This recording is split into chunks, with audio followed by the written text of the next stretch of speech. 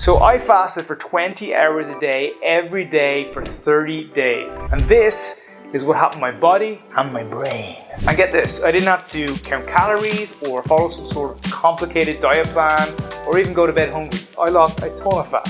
And you can too. And the crazy part is you can kind of eat what you want. But here's the catch. You can't eat when you want. It's called the warrior diet. And in this video, I'm going to be breaking down my experience, delving into a bit of the science, comparing it to other fasting protocols, and finally showing my results, which I'm not gonna lie, I'm pretty happy with. So what is the warrior diet? So most of you have probably already heard of intermittent fasting, especially 16-8. You fast for 16 hours of the day and you have a feeding window of 8 hours. For most people, this just means skipping breakfast. So the warrior diet just takes this up a notch with a 20-hour fast and a 4-hour feeding window. This was popularized by Ori Hofmekler. And it's basically based on the idea that ancient warriors would eat lightly during the day and feast at night. And no, they probably weren't eating Pop-Tarts or protein bars, but for now let's just stick to the fasting aspect. So aside from 16-8 and the warrior diet, if you Google intermittent fasting, you're going to see some other variations out there. There is 18-6, which is kind of a middle ground between the two.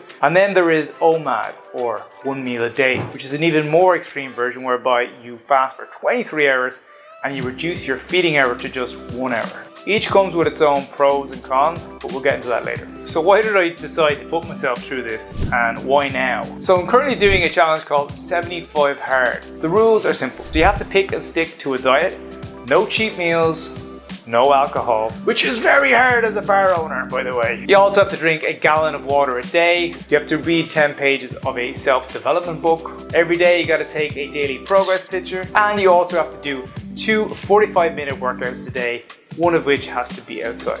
I was already pretty active before this challenge. I was exercising about 3 to 4 times a week, was hitting the gym, paddle, soccer. So I knew that the thing that would have the biggest impact for me would be the diet. No matter what diet you pick, the golden rule still applies. It's calories in versus calories out. And if you want to lose fat but retain your muscle, you need to be in a calorie deficit while strength training and get around 1 gram of protein per pound of body weight. So for intermittent fasting, a cheat meal isn't necessarily a burger or having a bit of ice cream after your dinner. It's breaking your fast early. Breakfast or lunch would be my cheat meal. Another rule of 75 Hard is if you break any of the rules, you have to start again. No drinking for my nephew's christening in Ireland, which was really hard. No drinking at my friend's 40th birthday. Turning down an English breakfast on the waterfront on Sunday mornings. So why did I choose to do intermittent fasting over other diets? I could have picked keto, paleo, or carnivore. And the reason why I didn't pick those is because, I'm a social guy. I'm here living in the Mediterranean. I like to go out a lot.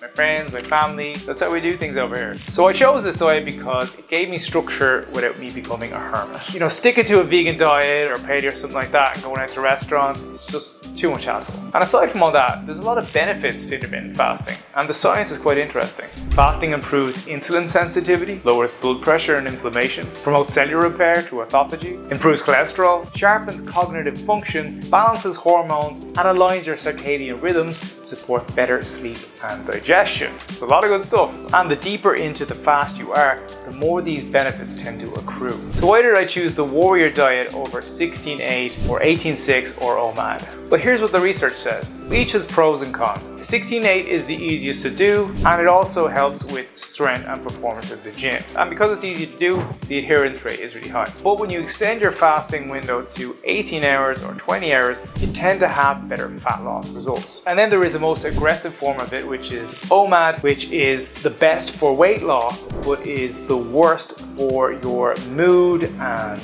muscle retention. So as I'm doing 75 Hard, I wanted to push myself. I've tried all of these methods. I've done 18-6 for years. And while it's been great for keeping me in shape, especially during the week, lately it just hasn't been cutting it. As you can imagine, opening bars and having free IPA on tap catches up with you pretty fast. I'm almost 40 now as well. Things are slowing down a bit. Getting that dad bod. I could have pushed myself really hard and gone with OMAD. But to be honest, I've tried it before and it's pretty rough. I found it very hard to get the adequate amount of protein in that short space of time. and my mood was generally terrible. With a 20-hour fast though, honestly, I'm feeling great, I'm feeling focused, I'm feeling energized. And with all the increased activity with 75 hard, I feel like it's a good fit. But Mark, fasting wrecks your metabolism. Listen, I'm a travel writer, right? I'm not a doctor or a fitness influencer. I'm just a bar owner who had a beer belly in a dream. But I've watched a lot of YouTube videos, which basically makes me an expert. And in fairness, I also did my research. Yes, it's true, fasting for a long time can slow down your metabolism. That's why it's often recommended to do a maintenance phase after a diet like this, so you can slowly bring your basal metabolic rate up. All that said, intermittent fasting, when done smart, can give you powerful results while maintaining your metabolic health. If you guys want to learn more about that, I recommend you check out Thomas Lauer's video on alternative day fasting. I'll leave a link in the description. By the way guys, if you're getting value from this video, I really appreciate if you hit the like button and maybe left a comment or something. It really helps out with the algorithm. So after all that explanation, what were my results? So my starting weight was 81.1 kilos or around 179 pounds. And my starting body fat percentage was around 24.9%, so 25%. And after the 30 days, my weight was 75.9 kilos or 167 pounds. And according to ChatGPT, if I retain most of my muscle during that period, that's around 20% body fat.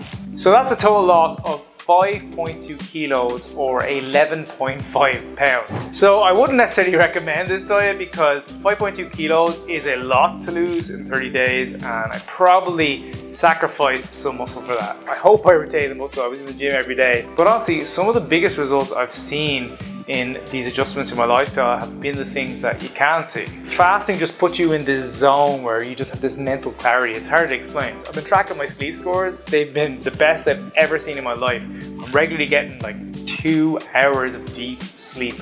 I've never gotten 2 hours of deep sleep before. I wake up, I don't feel groggy, I feel fresh, my mood's better, and I just feel sharper and more motivated. Now listen, I'm sure giving up drinking played a huge role in this. I know that fasting helps with brain function and balancing hormones and all that, but either way, I feel great. There's still a ways to go. You know, love handles, I don't have a lot of definition, but you know, it's a start. It's getting a lot harder now. After those 30 days, I basically hit a wall. My body's been like fighting back. It really doesn't want to lose any more fat. It's just after day 50 now.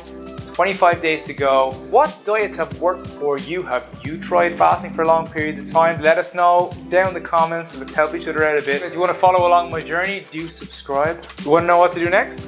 Check out this video. Yeah, this one right here. Whatever this square is, you should hit that. Just give it a little tap.